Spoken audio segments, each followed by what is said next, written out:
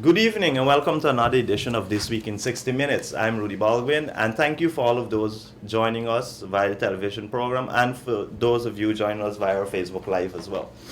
Good evening, I am Juan Edghill Jr. We are now 12 days away from the March 2nd, 2020 national and regional elections, and the campaign is really heating up. Good evening, I'm Nalini, and tonight, guys, we're going to focus on youths. This week we want to continue that focus.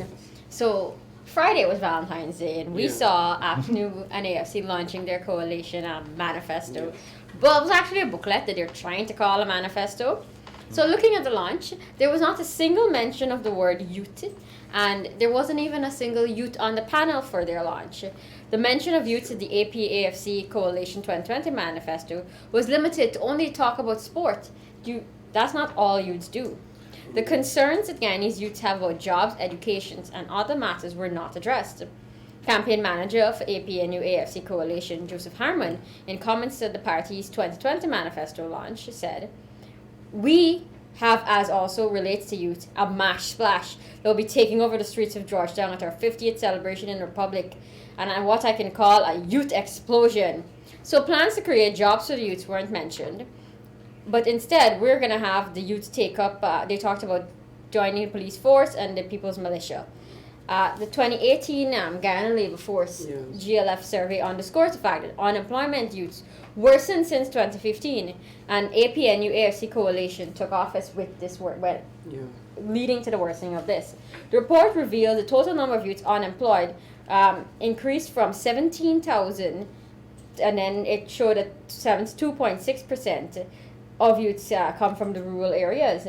So what we were talking about earlier is who really crafted a manifesto for them.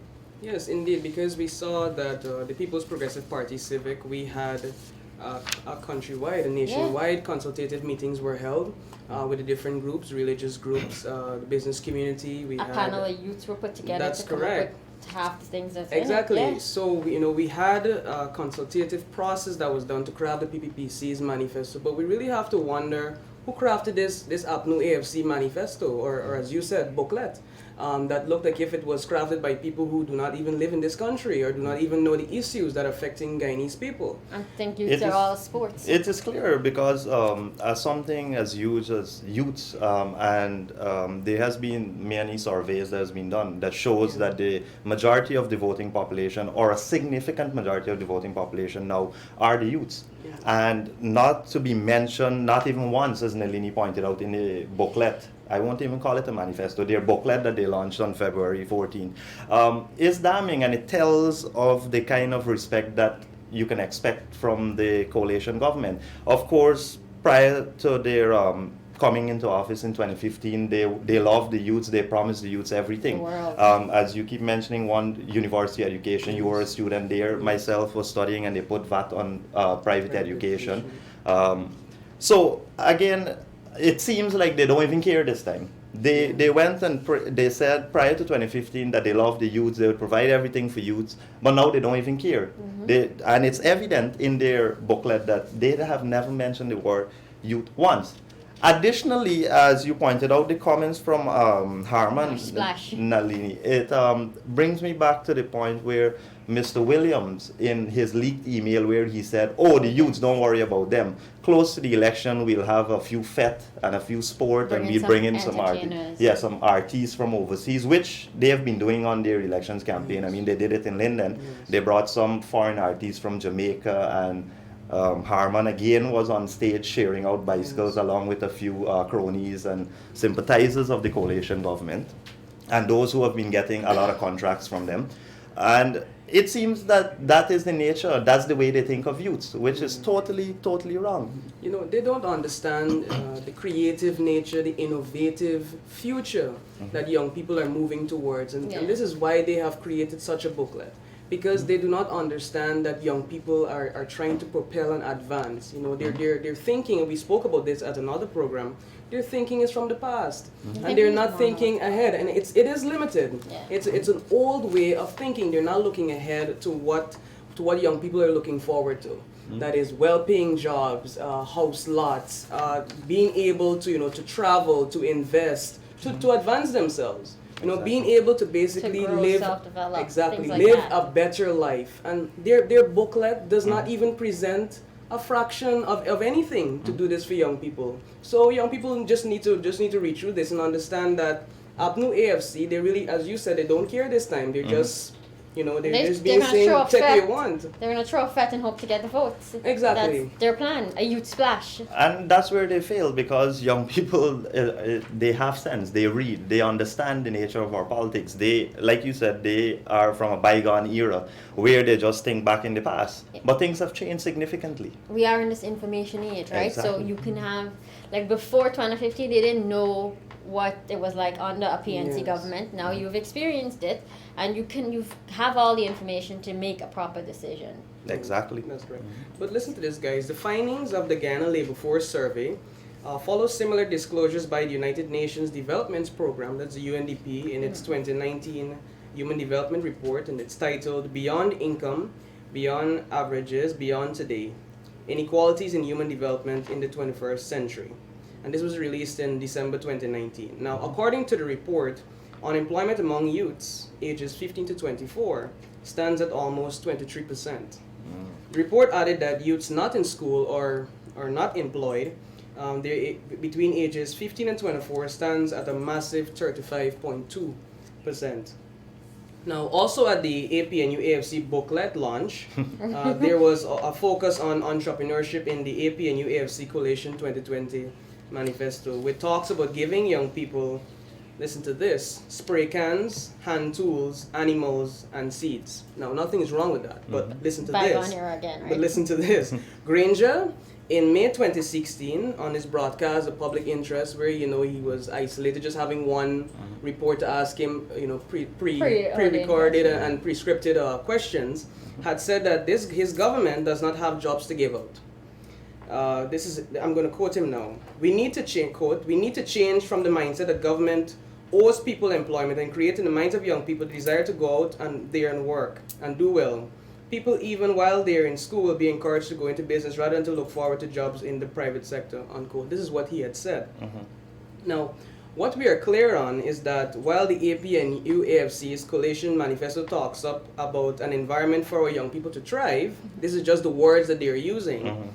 We're failing to see how this will be done, because as we said, the booklet did not outline the ways in which young people will thrive. It did not outline strategies that the PPPC has clearly outlined in their manifesto. All they're doing is dashing around words that will sound good or attract the eyes of people. You will thrive as a young person, your life will get better. But how? How is my life going to get better? What are you doing for me? What are the strategies that you have in place? Are you going to give me land? Are you going to give me more opportunities? But they don't have anything specific in this booklet. There was no mention like you said. of youths in the launch itself too. And if you look at the booklet, there was not even the mention of the word cost of living. Yes. Which is I've been seeing Granger mentioning that he will create 1,000 jobs per year. But we've lost approximately 30,000 jobs. So in the decade of development, 10,000 jobs will be created. We have thousands of people coming from the University of Guyana, Sierra Potter College of Education, all these institutions yearly. So how exactly are young people going to find jobs? What are the opportunities that young people are going to do? Clearly, they don't have a strategy in place, because if 10,000 jobs are their idea of job creation, But they the don't have a plan for PPPC these. is promising 10,000 jobs per year. Exactly. So this is the difference. What is clear too is that this is how they think of young people. Well, as you mentioned, spray cans, hand tool, animals, and seed. This is mainly focused in the agriculture area. Yes. Not everyone wants to get into agriculture. everyone There are others, like you said, graduating from the University of Guyana in areas of technology, engineering, and various doctors, nurses, all these things. You expect them to go in the fields and work.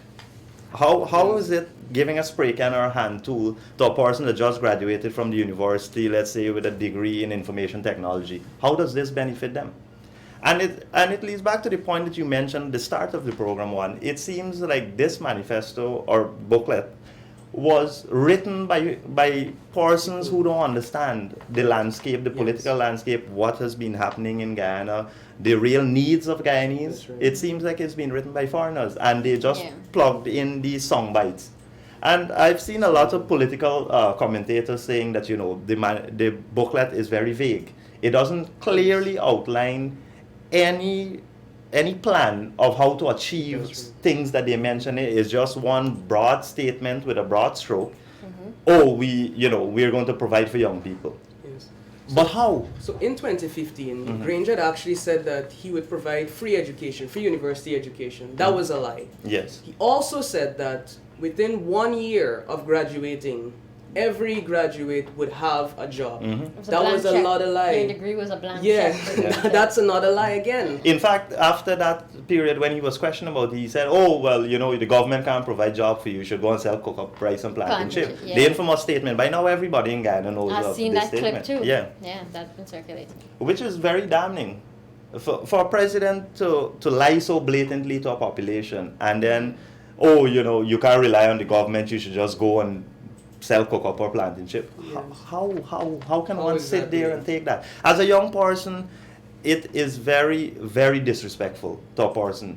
I mean, a lot of young people voted for the coalition. They voted for change, as you guys pointed out, that, as Nalini said, you had no way of comparing the two. You've lived under the PP for 23 years. And Yes.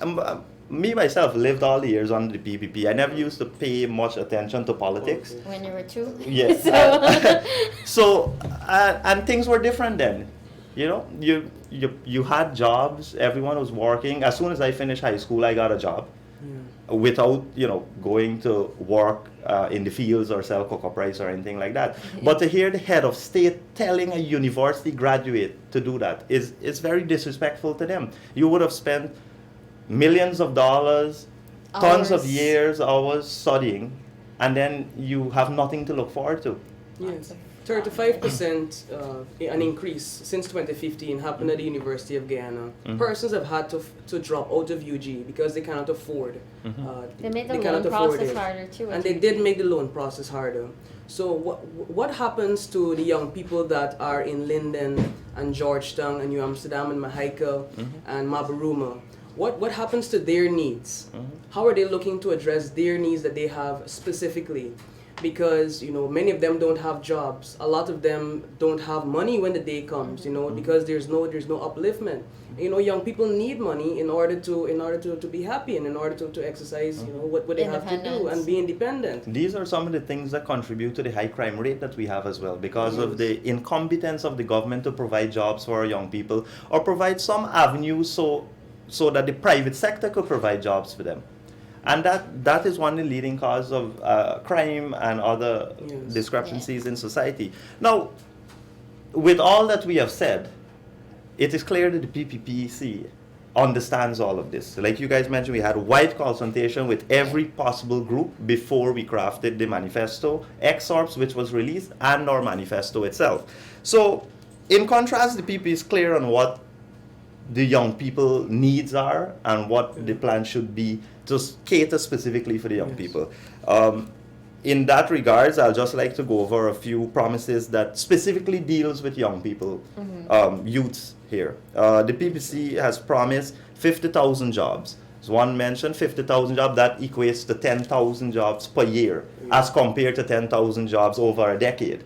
Yes. Now, the general secretary of the party, the presidential candidate, prime minister candidate, all other leaders of the party has constantly said that this is a mild estimation. It's a very conservative estimation because we can provide more than 50,000 jobs within the 5 years for everyone.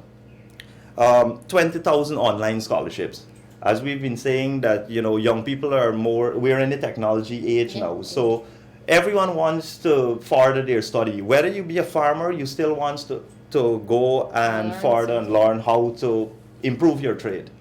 How to grow, maybe let's say you're a rice farmer, you grow different strands of rice and be the first to do that in Guyana on a large scale. Yield time or something you want Exactly. to learn to do. So 20,000 online scholarships. You don't even have to leave your home. You can work and do this in the evenings and stuff like that. Yes. Free university education within 5 years. Now this is not a promise like the coalition, where they promise free university education and then raise the Taxes. fees. Yes. So we're promising free university education within the 5 years. It won't happen March the 3rd, but it will happen within the 5 years before the elections again. You can count on this. This party has a track record of delivering on its promises, all of them.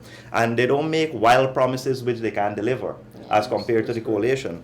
50,000 house lots and support for financing and to promote home ownership, particularly among youths, young professionals, through tax and other incentives. This is something we have done before. There's a young professional housing scheme. There's a joint services housing scheme, which is predominantly young people that all got a chance to purchase a plot of land for about 120,000 Ghana dollars.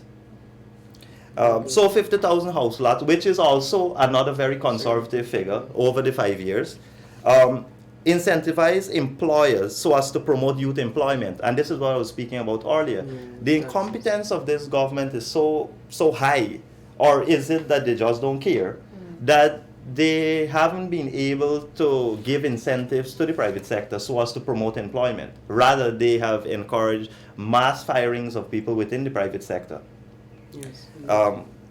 Provide tax and other incentives to expand jobs and income opportunities in the entertainment sector, including recording studio, promotions of shows and sporting events.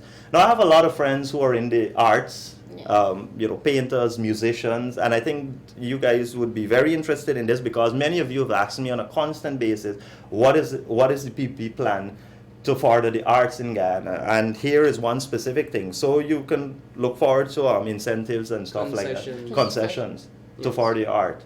So, Mendonke, if you want to build your recording studio, you know which government you need to vote for now. Increase opportunities for youth, sports, and culture.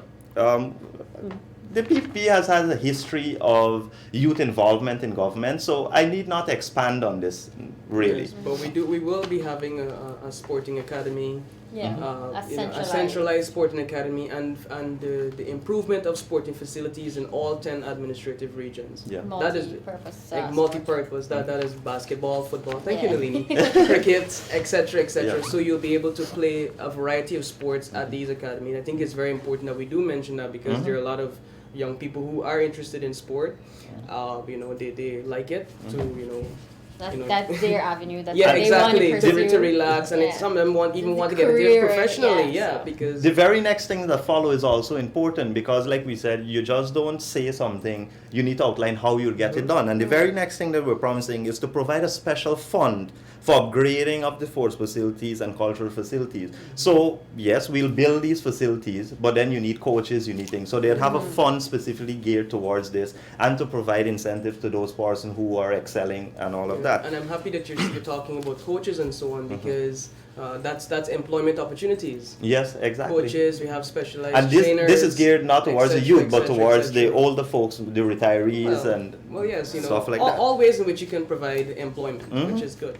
The next thing is provide incentive packages for business that provide sponsorships, employment opportunities for sports persons. I like that one. So this is geared specifically towards those sports people. And of course, the establishment of a presidential youth advisory council, something very, very important, where every youth can have their say directly to the president of the country and not just have to go through some third party or then your story changes when it gets there and stuff like that. You'll have direct access to the president to voice your concern through this council. Well, I think and the council will be made up of young people as well. having a say because sometimes you have the older folks who want to plan for young people, who want to provide policies and make programs for young people, but they really don't understand the issues on the ground. I would like to say, they don't understand what we like, what we don't like, because even a little fraction of a mistake, you can make young people completely thrown off by it. And this one thing that Granger, I think he erred with.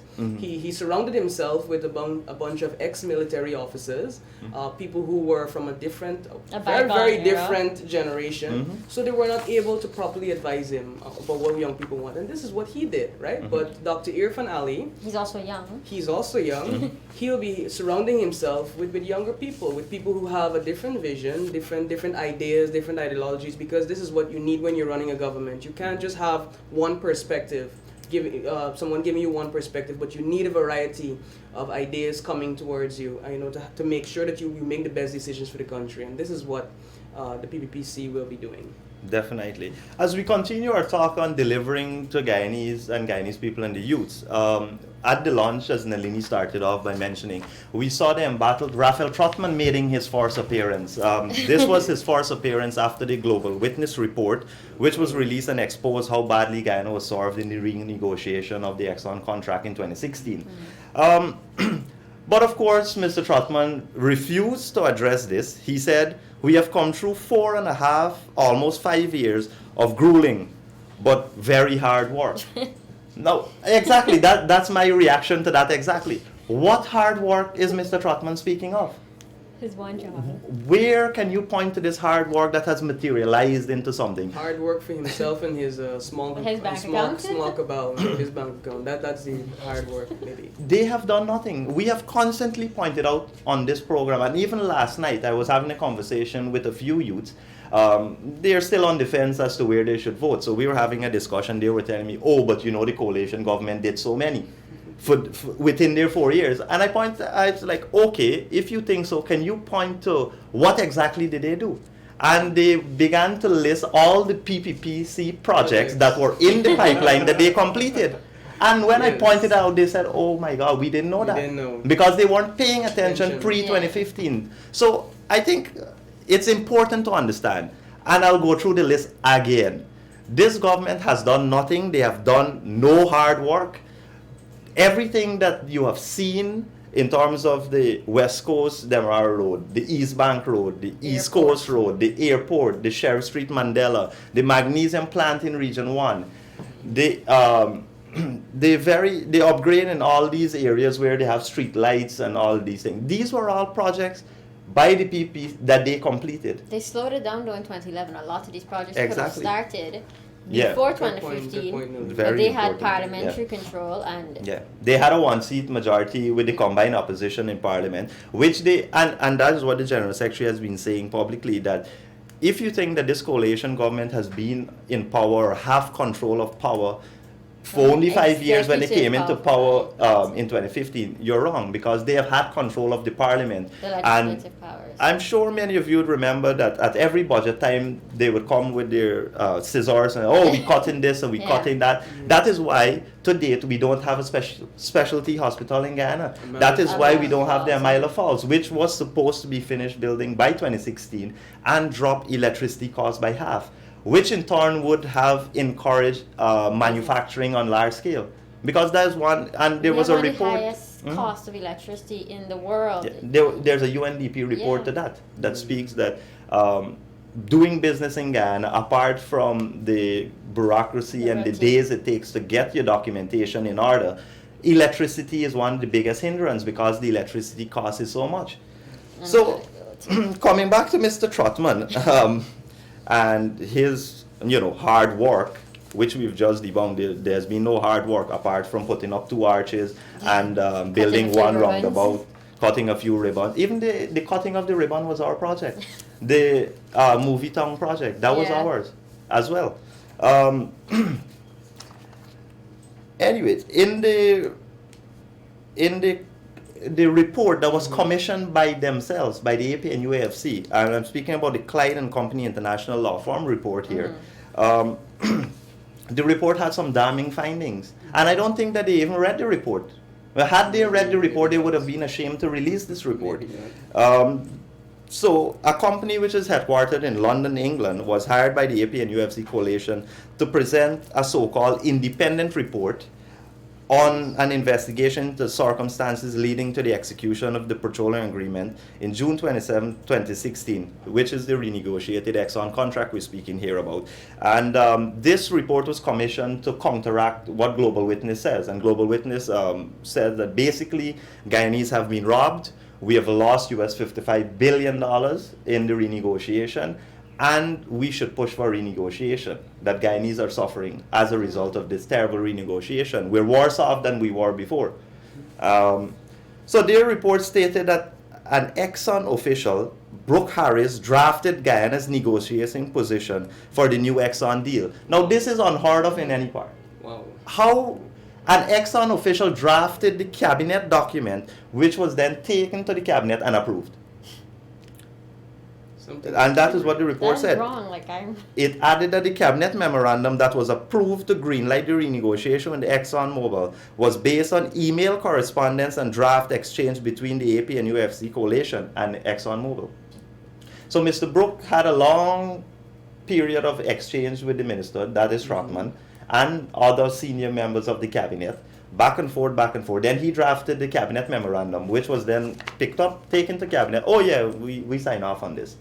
The report on page 29 said, and I quote, "We understand that on the 25th of May 2016, Mr. Brooke Harris provided by email a forged draft cabinet memorandum. Also at page 30, the report added, we understand that the cabinet memorandum was prepared further to the email correspondence and draft version exchanged between Mr. Homer and Mr. Brooke Harris during the period 20th of May to 31st of May 2016. So basically, we took a document that Exxon wanted us to take to the cabinet Exxon and wrote for approve. us. Yes. Said, here you go, sign. Exxon's like, there's a cabinet, so take this and please it's sign it for basically us. Get them for signed. the layman that is looking at us. It's basically this. I have this piece of paper here, and I want to sell it to Nalini, and my price is let's say $5 billion. So Nalini, but Nalini has no negotiating power. So Instead of me writing my contract, instead of you writing it, you hire me to write to, it for to write your, and then we basically just sell it for $5 billion without any negotiation happening. That's basically what happened. There was no process. There You was know, no- basically. Ghana didn't have a fighting And it's chance. amazing that this guy is still making public appearances. Yeah. This guy should be in jail. He should be investigated and put behind bars. He has basically robbed every Guyanese in this country, in essence. If you $50 million. if you read the Global Witness report, this guy has robbed every Guyanese, every single one, including the 1-year-old that was just born the other day. Every single Or the Guyanese he has young robbed. one. And this guy goes out there bravely and says that, oh, we've been working very hard for Grueling 5 years. work. Grueling work. What grueling work? How? Where? And for whom? Exactly. And for who? Other than giving yourselves a 100% increase, there has been nothing for no one. So basically, what the report exposed, and we can repeat it again. The first one was that there was a rush to renegotiate the deal with ExxonMobil. This is a Global Witness report. Yes, the Yes. Global Yes. Witness Yeah. report. There was a rush. Why the rush? You know, they basically had time to do it, but Yeah. he was rushing it forward. You know, And, we saw that the time period was very, very suspicious. Someone as in we the discovered coalition, oil. I can't remember who mentioned that, I think it was Moses Nagamutu or maybe Ramjitan said that the company was going to leave if they didn't rush to Yeah. negotiate. How does that make sense? This company has been here since 1996 without finding a single thing. And as And soon it's as they still- found oil, they were going to pack up and leave? How does that make They sense to the stayed young people throughout out there? Does that everything. make sense to anyone? Nonsensical excuses. Yes. Nonsensical They're hoping excuses. they just need an excuse to sell. Exactly. Yeah, but no one No is one's buying, buying the text. that, I don't. yeah. I don't think No one's anyone buying can it. even I'm watch I don't hoping- it even take think them they're apart. buying the excuse anymore. I don't even think they're buying it anymore. They're Well, still if you selling lie it. to yourself so much, you start to believe the lies. So That's how the saying goes, right? yes. Yeah. So number two finding was that the expert opinions were rejected. We did highlight that there were two different occasions that Rafael Trotman received expert opinions. The opinions were, don't go ahead, Sign. you know, wait to see what happens, get more information before you renegotiate this contract. Exactly. But those were completely rejected by Rafael Trotman. Completely rejected.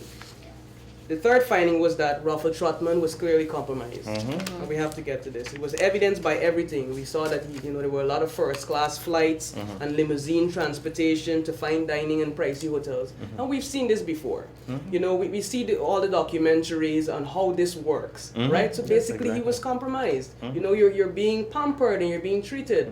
But, you know, your job is to look after the interests of the Guyanese people. Your Exactly. job is not to look after your pocket or your interests. So Rafael Trotman, he was not acting in the interest of the Guyanese people when he was taking part in these deals.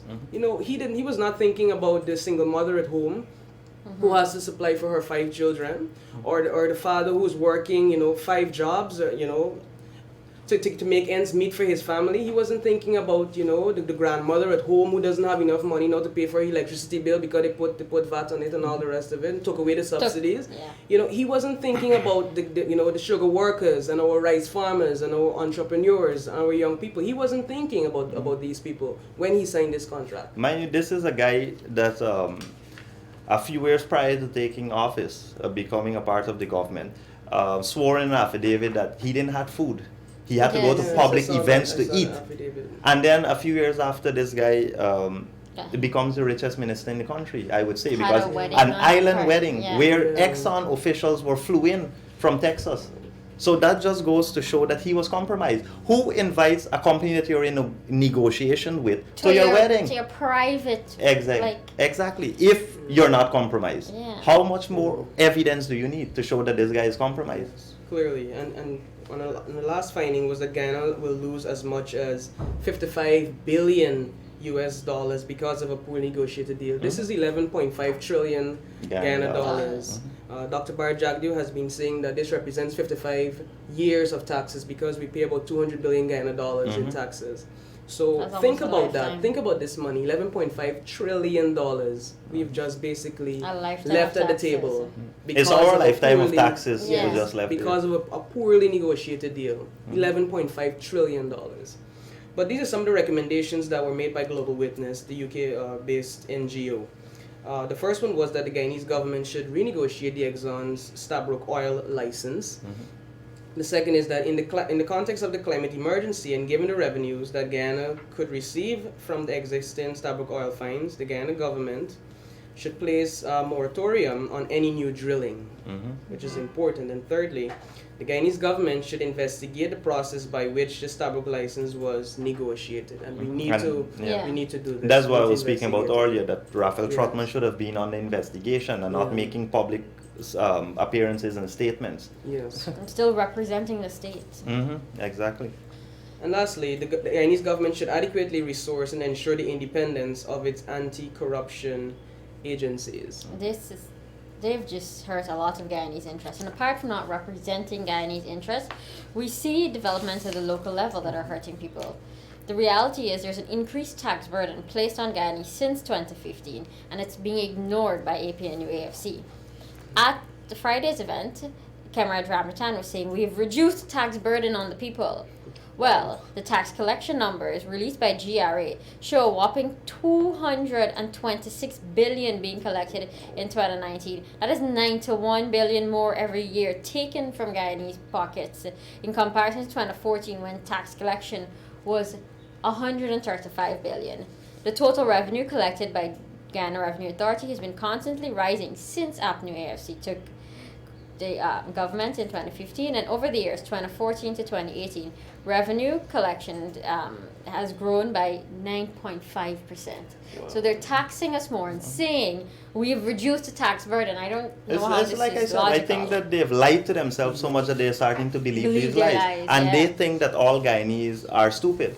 It's total disrespect for this population that this guy is trying to be prime minister of this country and would lie blatantly to us like this. It just goes to show that when he gets to office, if God forbids he gets to office, what would be the outcome? This guy is telling us that he has reduced taxes when the numbers show that is $91 billion more being collected. Yeah. Or annually, not just over the period, absolutely. annually. Okay, so with that being said, we do need to ensure everyone goes out and vote. So there's a few things we just want to go over with everyone Yeah. tonight. So leading up to March 2nd, please beforehand find your place of poll. So like for me, for example, I went online and I checked and I found where I'm voting, and then I actually physically walked over. So it takes me less than 2 minutes to walk from my house to where I have to vote. So I'm advising everyone. You're very lucky in that instance. Yes. I'll point that out later on in the Yeah, I know, program. I'm why. getting to that. So a lot of the places of polls have changed for people. Previously, where I used to vote would have been a little bit further from my home, and now it's a lot closer. Some people, it's the reverse, so Yeah. please ensure you know where your place of poll is.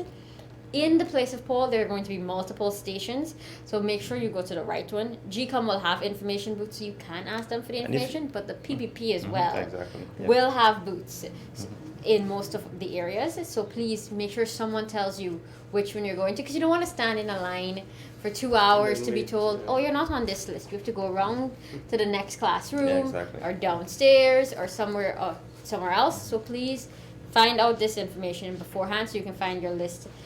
All polling places should have lists up right now, local shops. It's online, and we'll tell you how you can find it. We have pinned it to our page as well, and we'll also give you some hotline numbers tonight as to how to contact people if you need to know more. Okay, so once you've identified your name, you know you can vote on March 2nd. Yes.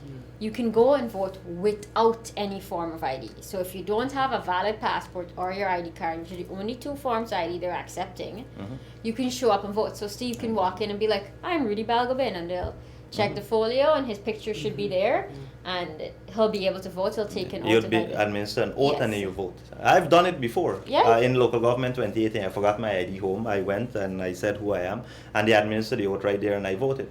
So it's not a hard process. It takes less than a minute to go through, and it's legal. It's not nothing illegal. It's a part of the voting Yes. process. So please ensure you go out and vote. So tomorrow is actually the last day for getting a proxy. Okay. So a proxy is for a relative or someone on your same list.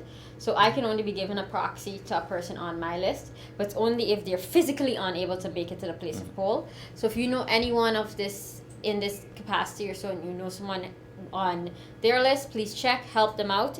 All they need to do is take their ID and the person they're voting for ID to GCOM, and GCOM will issue them a certificate for proxy voting. They need to verify, so all these need to be done by tomorrow. So in the morning, make sure you go out, you take the person's ID card. However, if you're not able to do this and you know a person that's blind, or maybe you can help them get to the place of poll, you can do voting with a friend. So like if one needs help, I can take one and the two of us can go and vote together, and they'll allow me to accompany him and vote with him to ensure he gets the vote. Another big thing is if on election day, your husband or someone annoyed you in the morning, so when you make that X, you kind of rip the paper or you scratched it or something, you are allowed a second ballot, and no one is allowed to see your spoiled ballot. So you can fold the ballot and return it to the PO and say, excuse me, I just spoiled my ballot. She'll put it into a separate envelope and then give you a new one, and you're allowed to vote. That is again. very important. I did not even know of that, Yes. to be honest. Yeah, we do need to make a note of thoroughly that embarrassed by that. because some people make a mistake and they're like, oh God, okay, let me just hope they count it. No, just make sure your X is neat and clear next to the cup. So, And- Nalini, I have a Within quick the box. question. Yeah, sure, I have a within quick the box. question. If I spoil the second ballot, am I allowed another or just That one is other? up to the PO's discretion. Oh. So we're just advising people not to take your time, breathe. But let's say something happens, you're allowed a second ballot. And when you get your ballot, first, second, or maybe third, try not to get the third. Make sure it's stamped top and bottom with a 6-digit number. So you have to ensure that happens. Please be on the lookout for all these things too, yourselves. Okay, so the hotline numbers I was mentioning. There are 5 hotline numbers you can call. Someone will help you figure out what list you're on, what division you are at, where you're going to go vote, and give you all this information. So 231-1148, 231-5401, 231-7029, 231-1133, and 231-9553. And you can also WhatsApp message only 611-7772. Okay, we'll have all these numbers on our Facebook page later tonight after the program has been but I finished have a airing. question. Yeah, sure. Let's say on election day, I have to get to work, because I'm doing a lot of work. I'm very hard working. You're I'm very grueling hardworking- hard work. right? Yes. What time can I go and vote At 6 on o'clock. election day? So polls open at 6. Most places it's supposed to be 6. Some places run a little bit late, but usually 6, and they close at 6. However, important to note is if it's like the bank, if you're in the line, you're in the line. They can't stop at 6 o'clock. If you didn't vote, that's it.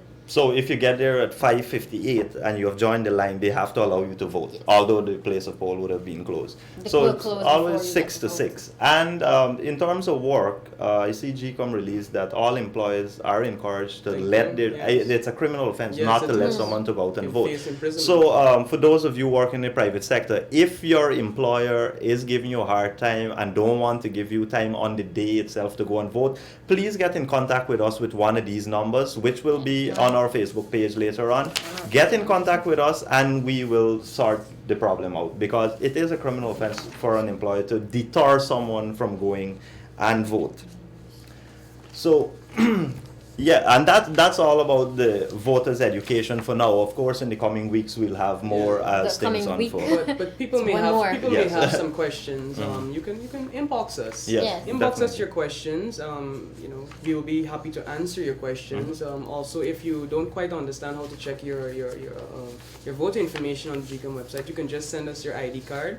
I can assist with doing it. I'm sure that Yeah. Rudy and Nalini, they will Definitely. also be very happy to assist with getting you your information. And that's the importance As it's of very the important. The WhatsApp WhatsApp, yeah, you can only send. thing. Yes. Please do not call the number. There's Yeah. no one physically there to answer No it. one Just will please answer that WhatsApp call. the So number.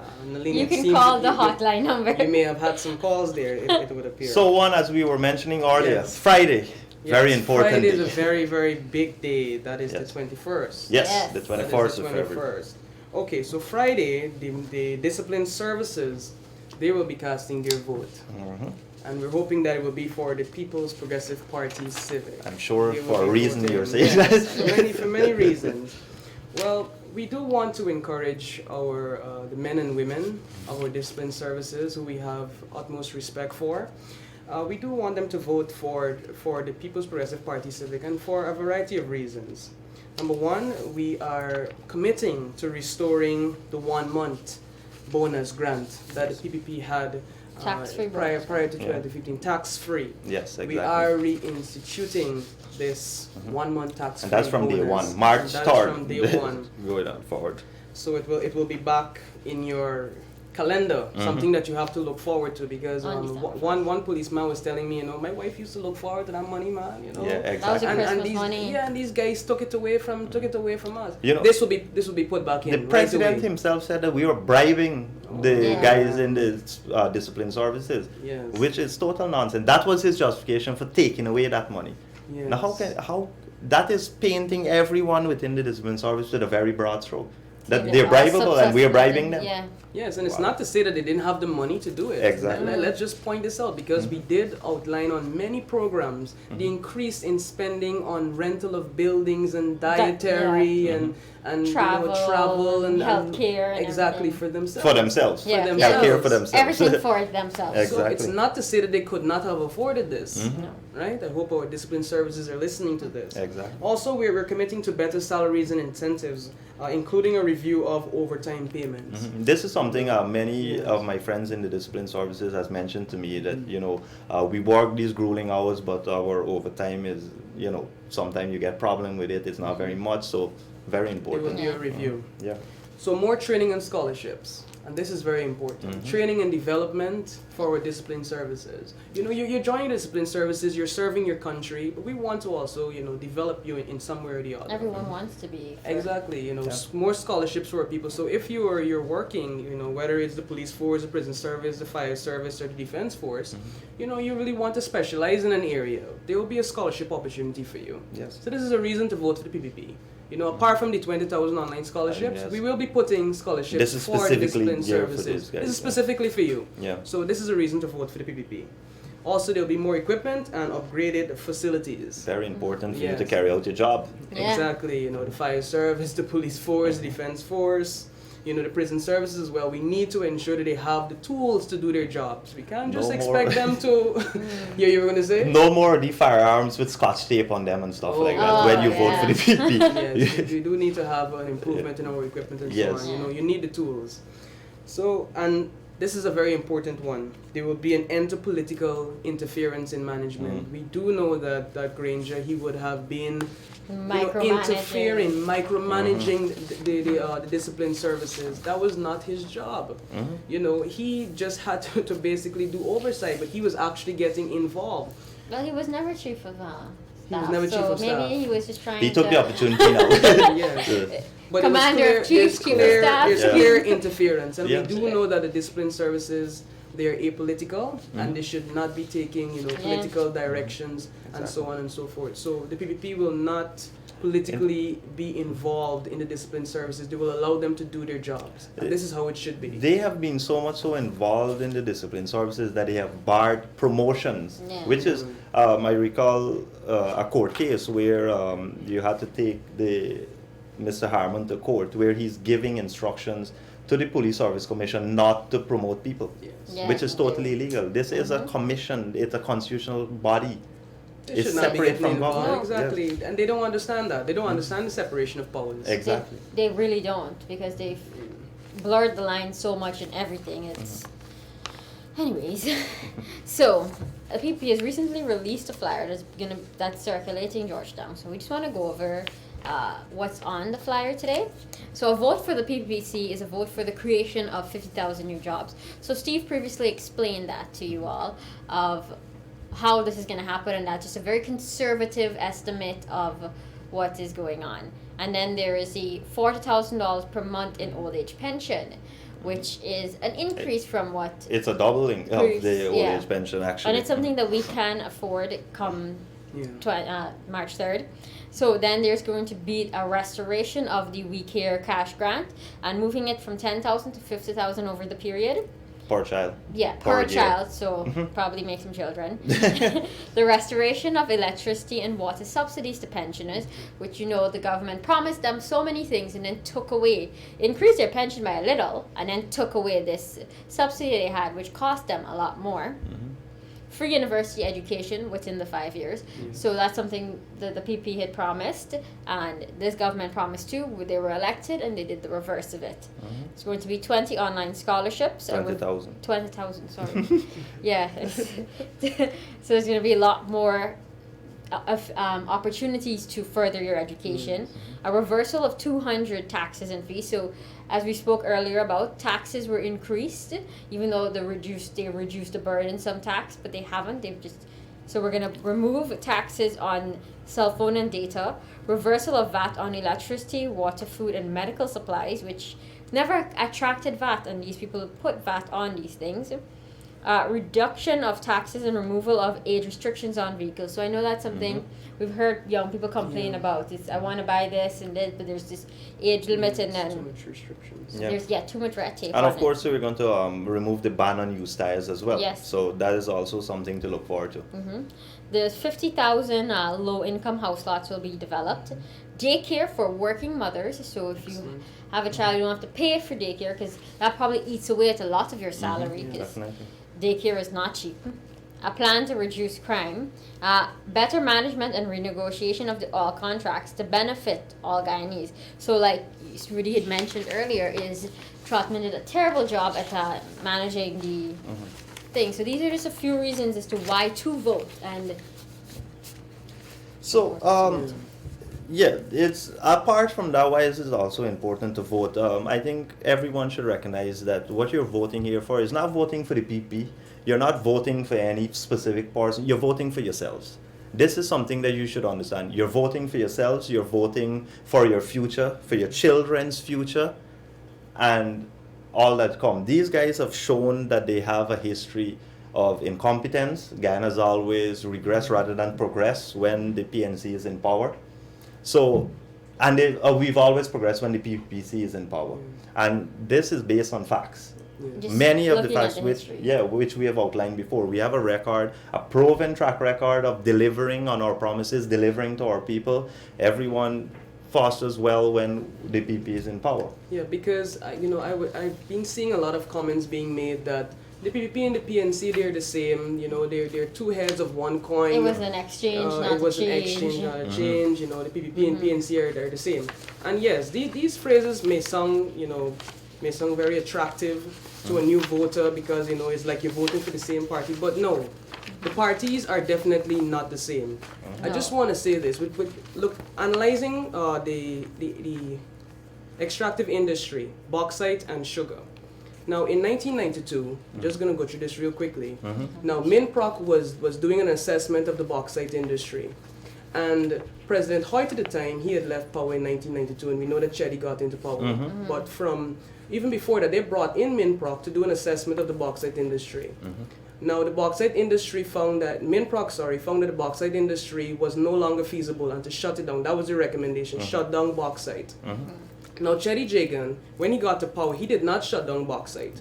Instead, he looked for partnerships internationally to keep bauxite going.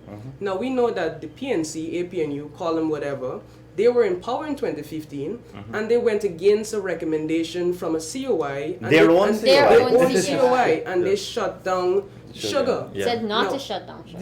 This is the difference. So it's not the same. The parties are basically not the same. If we look at the no confidence vote, in 2014, Donna Ramatar prorogued the parliament, a constitutional provision a right that he that he had. had. Yeah. However, this government fell legally, validly from a no confidence motion and challenged it frivolously all the way to the CCJ, embarrassing this country. Wasting taxpayers' Imagine dollars. they're on the campaign trail boasting about this. Yeah. Nigel Yes, Hughes is on the campaign exactly. trail boasting about this. Something a flagrant violation of our constitution they're boasting Not about. the same, Rudy. No. Exactly. Parties are not the same. If you look at the budget, the budgetary allocations, now the PNC prior to 1992, they were spending so much money on the presidency and foreign affairs. It was more than the budgets for education, Yeah. the fire service, the police force, and I hope the discipline service are hearing. The budget for those two entities alone, foreign affairs and the presidency, was so large. It was bigger than the budget for almost all of the other largest sections of society.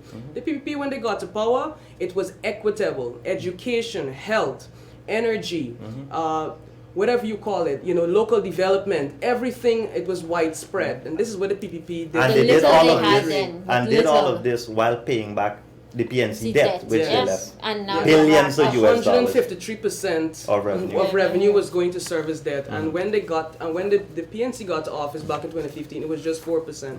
So it's not the same. I want to urge voters, I want to urge young people in particular, don't fall for this. They're two heads of the same coin kind of excuse, because the parties are not the same. No. The PPP, if we look at the periods that they have been in office, we've always developed. They've been transformation. The PNC, we've always seen a decline in And our an welfare. increase of debt. Like they Yes. spend out the reserves and they're just racking up debts now.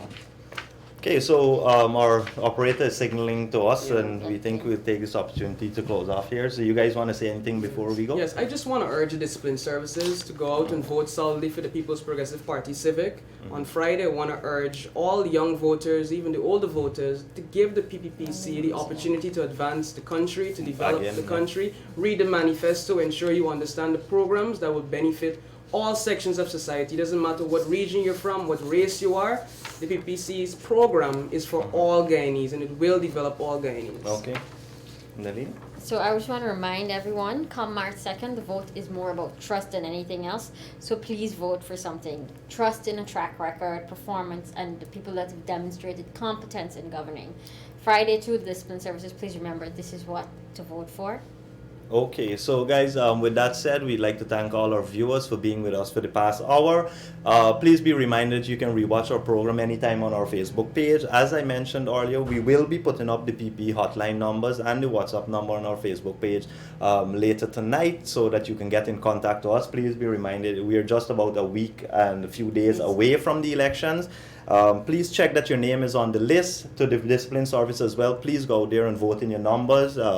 We encourage you to vote for the People's Progressive Party, not just blindly saying vote for us, but because of the reasons one would have pointed out earlier. Ensure you. And also ensure that you pick up a copy of the Mirror this Friday. Thank you. Have a great evening. Good evening. Good evening.